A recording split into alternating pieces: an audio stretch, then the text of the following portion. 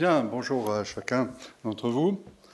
A word in English first for the foreigners present here.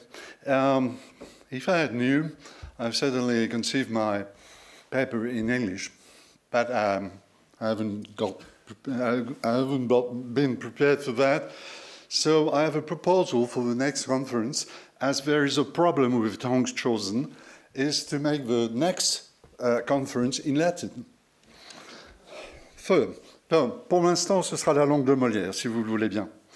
Je remarquerai autre chose d'ailleurs, c'est que l'illustration choisie nous ramène, c'est assez étonnant, pour un colloque sur les ennemis, j'aurais pensé une illustration de la Seconde Guerre mondiale ou de la guerre actuellement.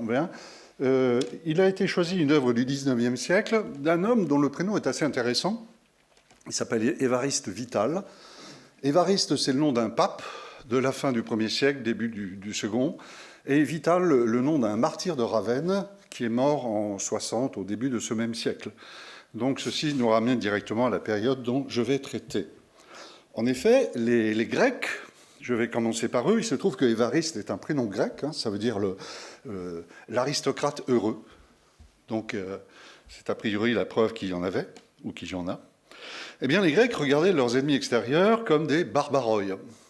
Un mot qui, dans leur langue, trouve son origine dans la volonté d'assimiler le parler du non-grec à un langage incompréhensible. J'espère que celui que j'utilise dès à présent ne le sera pas trop pour les gens qui m'écoutent.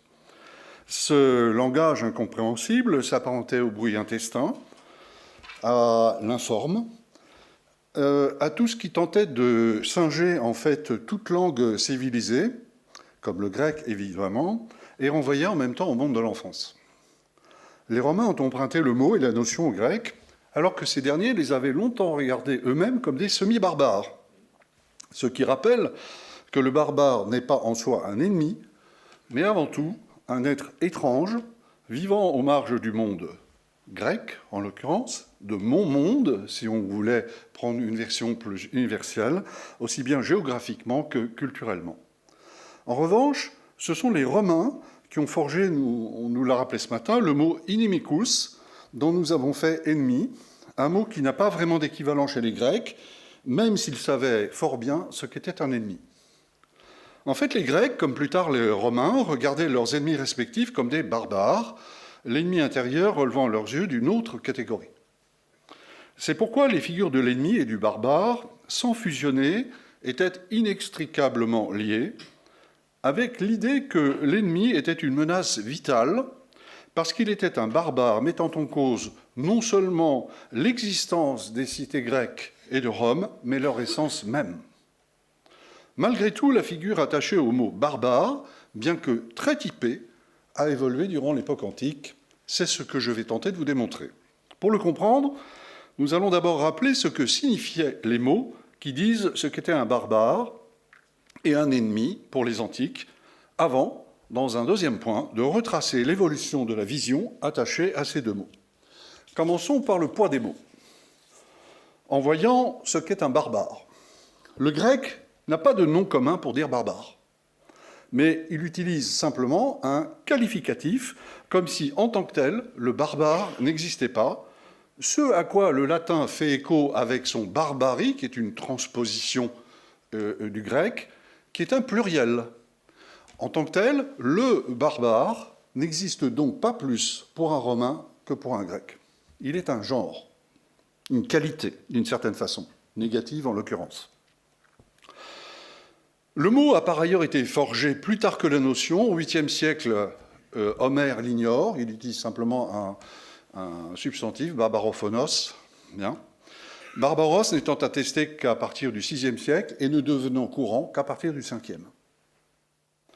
Dès lors, la vision d'un monde habité, d'une part par les Grecs, d'autre part par les barbares, envahit la totalité des champs en Grèce, culture, politique, etc., et l'ensemble de l'humanité est désigné par une périphrase, les Grecs et les barbares. Quand je veux dire le monde, je dis les Grecs et les barbares. Hérodote, qui fonda le genre historique en relatant les guerres médiques dans son Historia, dont nous avons fait le mot histoire, mais qui veut dire en fait enquête, qui rédigea vers 440 avant Jésus-Christ, va jouer un rôle majeur dans cette construction en brossant une figure du barbare qui devait s'imposer. Pour lui, les guerres médiques avaient été une lutte entre la barbarie et la civilisation. À la source de cette altérité qui était la marque des barbares aux yeux des Grecs, ceux-ci voyaient l'influence du milieu d'origine et non pas une cause génétique dont aurait dérivé une vision hiérarchique et essentielle des peuples. C'est ainsi que l'on a abouti, dans les temps antiques, à ce que François Hartog, un spécialiste d'Hérodote, a appelé la territorialisation du barbare. Dis-moi d'où tu viens, je te dirai quel barbare tu es.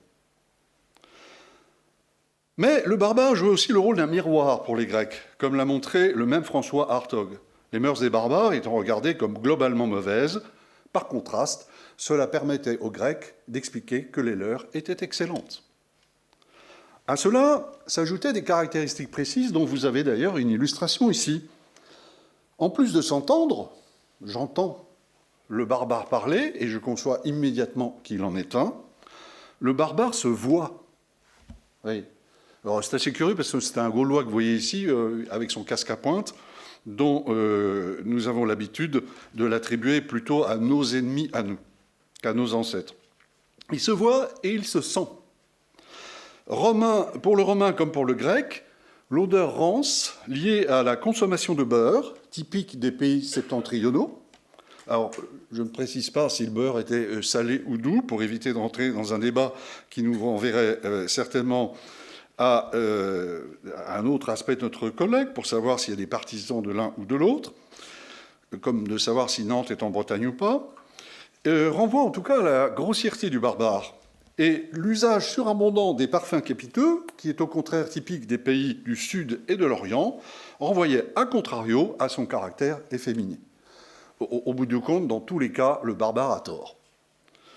On ne peut s'empêcher de mettre cette observation en lien avec une étonnante enquête historique qui a été menée par Juliette Courmont sur l'odeur de l'ennemi durant la Première Guerre mondiale, où l'on apprend qu'un éminent médecin et psychiatre français, qui était versé dans l'hypnose, peut-être un peu trop d'ailleurs, qui s'appelait Edgar Berillon, invitait à repérer l'ennemi, en plus de son apparence, par l'odeur qu'il aurait dégagée du fait de son alimentation spécifique, ce qui l'aurait rapproché de l'animal. Étude évidemment saluée par l'Académie de médecine de nos jours, ce serait l'ARS. Par ailleurs, dans le monde barbare, tout était menaçant. Le pays, les êtres qui le peuplaient, dont les animaux. Cela contribuait à ce que l'on vit dans les barbares des ennemis par excellence. Parfait contraire du grec et du romain, le barbare était regardé comme un homme mené par ses instincts, ce que représente d'une certaine manière de nouveau cette œuvre de Luminet, dont on sent qu'elle est très inspirée quand même par la peinture de Delacroix, ça me paraît assez clair. Rien de ce que le barbare faisait n'était marqué au sceau de la culture, tout l'était au sceau de la nature. Et vous voyez que mon barbare, mon Gaulois ici, a poitrail déployé. Il y a cependant deux différences sensibles entre les Grecs et les Romains qui ont une conséquence pour notre propos. D'une part, là où les premiers étaient organisés en une poussière de cité, Rome était une. D'autre part, là où les Grecs ne voulurent pratiquement jamais assimiler à leur cité quelque étranger que ce fût, à Athènes par exemple, on connaît le nom de 100% des gens qu'on a acceptés à Athènes comme des citoyens, car ils étaient 5. Dans toute l'histoire d'Athènes, 5 personnes ont été faits athéniens. Ce n'est quand même pas beaucoup. Bien. Si les Grecs n'ont pas voulu assimiler, les Romains, certes sous la contrainte, ont finalement exactement fait l'inverse. Et donc, pour ces deux raisons, l'association de la figure du barbare à l'ennemi n'est devenue totale que chez les Romains. Ils ont fait, en effet, ils ont appris à faire plutôt de leurs ennemis des togati, c'est-à-dire des porteurs de toges. À Rome, fais comme les Romains, et si tu fais comme les Romains, eh bien, tu es un Romain. Voyons maintenant ce qu'était un ennemi. Nous avons commencé notre propos en rappelant que, contrairement au latin, le grec n'a pas de mot pour dire ennemi. Il se contente de le qualifier. Cela montre que pour les Grecs, être un ennemi n'est pas une nature, mais un état à un moment donné. Il en allait de même pour les Romains. En effet, le mot inimicus combine amicus et un in privatif. Et c'est très important pour notre propos. Pourquoi? Parce que cela exprime que tout ennemi peut devenir un ami et que tout ami peut devenir un ennemi. Par voie de conséquence, la notion d'ennemi héréditaire est incompréhensible pour les antiques, qui n'ont d'ailleurs forgé aucune locution de ce type pour désigner leurs ennemis les plus irréductibles. Pas même les Perses, par exemple. Si vous lisez Hérodote, vous apercevrez qu'en fait, il est très louangeur vis-à-vis des Perses. Simplement, il n'en veut pas chez lui. Dans les langues latines et grecques, un autre registre rattache la figure de l'ennemi à celle de l'étranger. Certes, allotrios, qui signifie littéralement ce qui concerne l'autre ou est étranger, ne prend que très secondairement le sens d'ennemi, mais en revanche, d'autres mots de la même famille y renvoient clairement, comme c'est le cas d'allotriosis, qui signifie hostilité. En latin, hostis, le mot qui sert principalement à désigner l'ennemi, a lui aussi pour sens premier étranger. Par ailleurs, hostis entretient peut-être un lien avec le verbe hostio, qui veut dire frapper, auquel est lié le mot hostia, qui désigne en latin la victime expiatoire d'un sacrifice. C'est la raison pour laquelle nous avons transposé ce mot en français sous la forme bien connue dans le champ du christianisme de l'hostie. Paradoxalement, hostis est très proche d'hospes, un mot qui désigne l'hôte et qui renvoie au premier sens d'hostis. Et d'ailleurs, quand on regarde toute la famille des mots qui dérivent soit d'hostis, soit d'hospes, on observe une sorte de parallélisme très important. Dans le même registre, le grec usait du mot hétéros. Plus exactement, hétéros, c'est l'autre d'un groupe restreint à deux.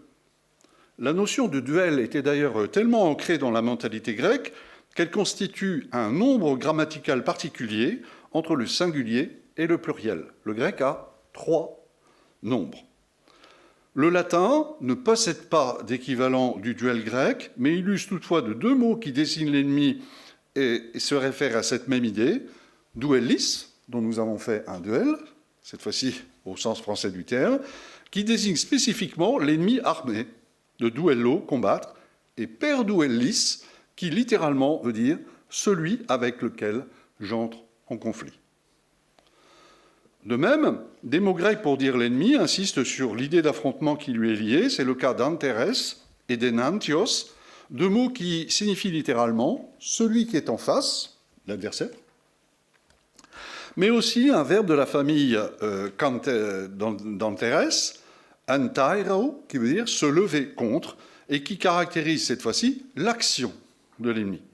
On est ici dans le registre de ce que les Grecs appellent l'agone, c'est-à-dire absolument toute forme d'affrontement oral, physique, conceptuel, et bien.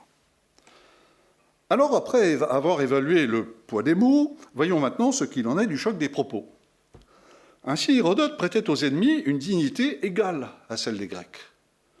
La préface de son Historia contient en effet un enseignement particulièrement intéressant pour notre propos, car il y affirme, donc dès les premières lignes, que les barbares ont accompli des exploits, je cite, aussi grands et merveilleux que ceux qu'ont accompli les Grecs. Imaginez l'armée française, l'armée allemande, l'armée ukrainienne, l'armée russe de nos jours, ce que ça pourrait donner. Il en découle immanquablement que l'ennemi n'est pas un sous-homme, qu'il n'est pas inférieur en essence à son adversaire et qu'il n'est pas destiné à être éliminé de la surface de la terre ou même châtié à jamais. Là où, manifestement, Hérodote n'est pas Clémenceau. Il est tout simplement un autre dont il n'est pas acceptable qu'il absorbe son adversaire du seul fait de sa supériorité militaire, et cela suffit à justifier que l'on utilise tous les moyens appropriés, y compris la guerre, pour l'en empêcher. Hérodote reflète ainsi la mentalité grecque attachée à la guerre, selon laquelle elle était une forme de razzia saisonnière, s'apparentant à une cueillette, pas, pour reprendre le mot célèbre de Clausewitz, le prolongement de la politique par d'autres moyens. En ce sens, dans le champ mythologique, la guerre de Troie constitue une aberration qui ne s'explique que par une décision divine n'appartenant en aucun cas à l'homme. Même dans le cas de la guerre du Péloponnèse, que Thucydide a pourtant interprété, vous savez, comme l'origine de l'impérialisme, ou l'acte de naissance, Sparte après avoir vaincu et sévèrement humilié Athènes, refuse de s'impliquer dans les affaires internes de son ennemi, et c'est même la raison pour laquelle elle rappelle, pas simplement à l'ordre, physiquement son général Lysandros, qui avait l'intention d'installer un régime nouveau à Athènes. Quand l'idée totalitaire commença à prendre corps dans nos sociétés, en gros avec les guerres révolutionnaires françaises, ce qui était encore en germe dans la guerre du Péloponnèse va produire ses fruits pourris. Désormais, l'ennemi serait regardé comme un autre si différent dans son essence qu'il en deviendrait irréconciliable et serait seulement promis à la destruction totale, aussi bien physique que mémorielle. Durant la Révolution française, nous sommes en Vendée, les Vendéens en ont fait la double expérience à leurs dépens. Auparavant, les sociétés n'avaient connu d'horreur comparable que lors des guerres civiles, sans que l'on pût alors parler d'un plan préconçu et froidement mis en œuvre, comme ce fut le cas à partir de 1793 contre l'édit vendéen par la Convention nationale. Un autre auteur grec, Polybe, avait quant à lui perçu le caractère inhabituel des guerres puniques. Dans ses Historiae, enquête ou histoire au pluriel comme vous voudrez, Polybe témoigne que pour la seule fois de son histoire, Rome a voulu rayer de la surface de la terre un peuple entier, annonçant les génocides contemporains portés par des visions totalitaires.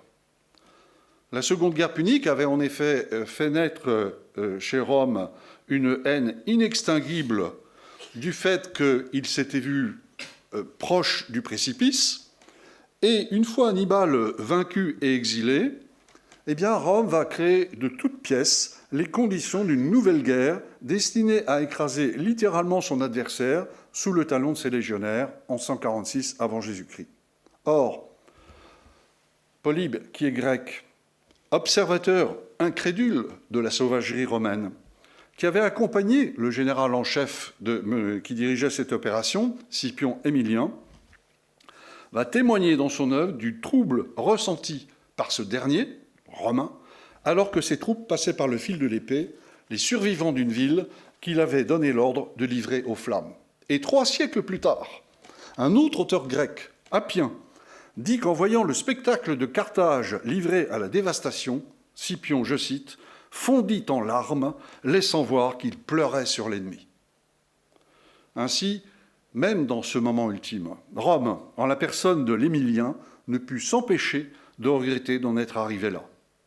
Peut-être étaient-ce des larmes de crocodile, mais des larmes quand même. Quoi qu'il en soit, et malheureusement, on ne trouverait guère d'équivalent dans les propos et les comportements de ceux qui menèrent les guerres révolutionnaires ou les guerres mondiales. Quoique hier soir, il se trouve que pour me détendre, je regardais sur Arte un film très intéressant sur la guerre du Pacifique, où à l'issue, un film très peu politiquement correct, où à l'issue d'un combat féroce entre un sous-marin et un croiseur, les marins états-uniens ont sauvé la vie des sous-mariniers allemands. Le christianisme, qui inspire peut-être plus le scénario de ce film que nos comportements actuels, porta enfin un regard inattendu sur l'ennemi qu'exprima Salvien de Marseille.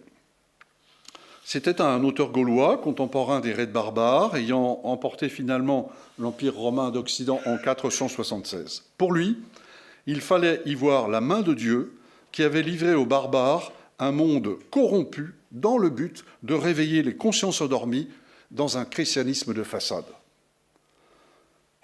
Naît alors la thématique du flagellum Dei, le fléau de Dieu, pour l'instant implicite dans l'œuvre de Salvien, mais qui, environ 2 siècles après, va être formalisée dans l'œuvre d'un autre auteur, Isidore de Séville, à propos des Huns, menés par Attila, dont il parle, je cite, comme une verge de la fureur de Dieu.